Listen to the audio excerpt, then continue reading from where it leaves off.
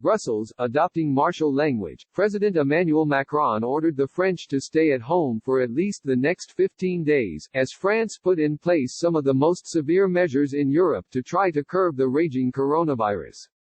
The aggressive move by France came as other countries in the region introduced measures that their leaders described as unprecedented in post-war Europe, and as the European Union proposed a 30-day shutdown of all non-essential travel into the bloc from other countries. The movement of French citizens will be tightly restricted, starting from midday on Tuesday and lasting through at least the end of the month, with people expected to stay home, leaving only for essential activities like food shopping. Anyone violating the order faces punishment. We are at war, Mr. Macron said in an address to the nation Monday night. The enemy is invisible and it requires our general mobilization. The French army will deploy to transport the sick to hospitals, and a military hospital with 30 intensive care beds will be set up in the eastern region of Alsace, where one of the largest infection clusters has erupted. Mr. Macron was responding to severe warnings from doctors about an increasingly dire situation. Jérôme Solomon, a top official at France's health ministry, told France Inter Radio on Monday that the situation in France was deteriorating very quickly. We are seeing that the number of cases is doubling every 3 days, Mr. Solomon said. There are hundreds of serious cases this morning in France's intensive care units, he said, adding that authorities were worried that the speed of the epidemic could provoke a saturation of the French hospital system, which we absolutely want to avoid. In Germany, Chancellor Angela Merkel announced a new raft of measures to minimize social contact. Religious services will be banned, and bars, clubs, discotheques and brothels shut. Restaurants will be allowed to open but only until 6 p.m., with wide spacing among diners, and hotels are being asked not to accept tourists. Schools across Germany were preparing for a prolonged shutdown. Even if some criticized Germany's response as slow, Ms. Merkel said that the measures were wide-reaching and an infringement on personal freedoms implemented only reluctantly. In the 70-year history of the German Federal Republic, we have never had to do what we must do now, the Chancellor said. The number of infections in Germany continued to climb rapidly, reaching 6,400 by Monday, but the fatality rate remains notably low. Only 16 people have died of the virus so far. The proposed travel ban into the European Union, which could be extended beyond 30 days, was vital to keep the internal borders of the bloc, and the so-called Schengen free travel zone, as open as possible to promote European solidarity and to help the continent's economy, which appears to be heading into a recession, said Ursula von der Leyen, President of the European Commission. The less travel, the more we can contain the virus, Ms. von der Leyen said, after a discussion on Monday with a group of 7 leaders, including President Trump, in which they agreed to coordinate research into the new disease and their social and economic responses to it.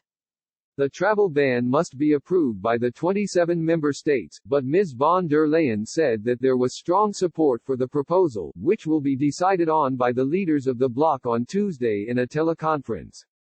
The proposal is an effort by Brussels to unify border practices after numerous member states have unilaterally shut themselves off to try to avoid further infection from travelers from where the infection rages, like Italy. Spain, also with high rates of infection, announced on Monday that it would shut its land borders at midnight to foreigners. In emergencies, member states are allowed to introduce border controls. By late Monday, Spain had about 9,200 cases and 330 dead, which is the worst toll in Europe after Italy. Half of the Spanish cases are in the Madrid region. Austria, which has banned citizens from numerous European countries from entering, has taken one of the toughest stances in Europe, banning gatherings of more than 5 people and imposing steep fines for those disobeying a far-reaching curfew. France had already closed schools, cafes, restaurants and non-food shops, as well as Paris parks. But the French government was taken aback by the casualness with which the French, and particularly Parisians, greeted the earlier restrictions on Sunday. The parks were full and there were crowds along the embankments and at the outdoor markets and pushing into bakeries and small food shops. There was something shocking about it, Hervé Berbel, a legislator who is close to Mr. Macron, said in a telephone interview Monday. The French are not respecting the security warnings, he said. people are not following social distancing. He said that it was shocking that people were ignoring health professionals and the advice coming from the highest levels of government. So Mr. Macron tried to convey the urgency of the need to follow the order to stay home, or else any violation of these rules will be penalized, he said in Monday's speech. The French Interior Minister, Christophe Castaner, said those caught outside without a valid reason would be fined. But in addition to his stern warning to stay inside, Mr. Macron also promised support for the French economy and French wage earners, saying utility bills and rent would be suspended for struggling small businesses. So would his vaunted economic reforms. And he promised, no business will be allowed to fail. Given the movement restrictions, he also announced that a second round of local elections, scheduled for March 22, would be postponed.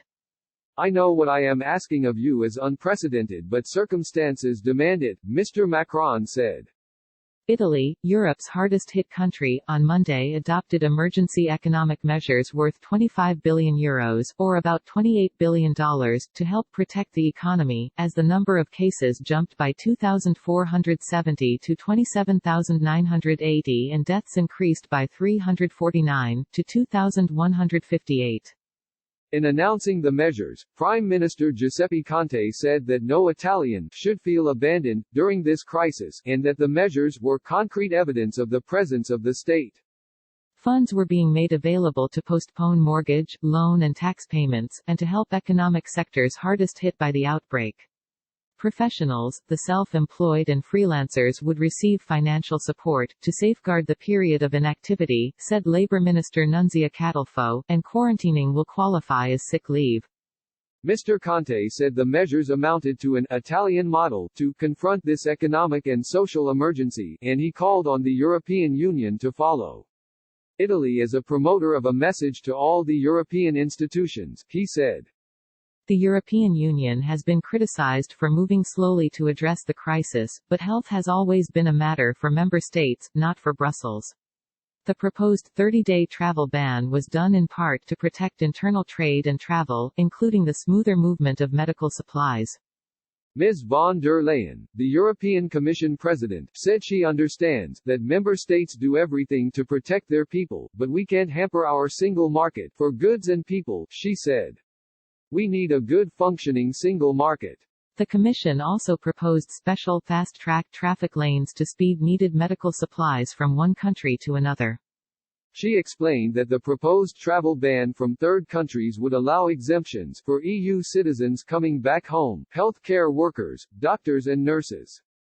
British citizens will be treated the same as other bloc citizens until the end of 2020. The Commission would like to get other European countries in the Schengen free travel zone who are not members of the European Union to agree to the travel ban, including Iceland, Norway, Switzerland and Liechtenstein.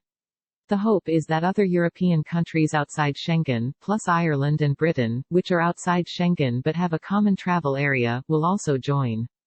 A Commission statement made clear that a temporary travel restriction could only be effective if decided and implemented by Schengen states for all external borders at the same time and in a uniform manner.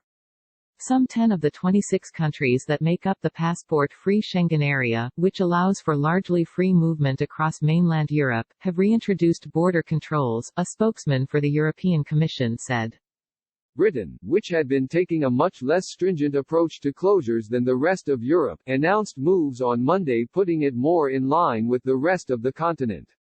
The government is now urging people to stop going to pubs, restaurants and the theater, and is instituting strict quarantine procedures for the sick and their family. I can't remember anything like it in my lifetime, said Prime Minister Boris Johnson at a Monday news briefing. I don't think there's been anything like it in peacetime. Reporting was contributed by Martina Stebes-Gridneff and Monica Pronchik in Brussels, Adam Nossiter in Paris, Mark Lendler in London, Katrine Benhold and Melissa Eddy in Berlin, Rafael Minder in Madrid, Eliane Peltier in Barcelona, and Elisabetta Popolido in Rome.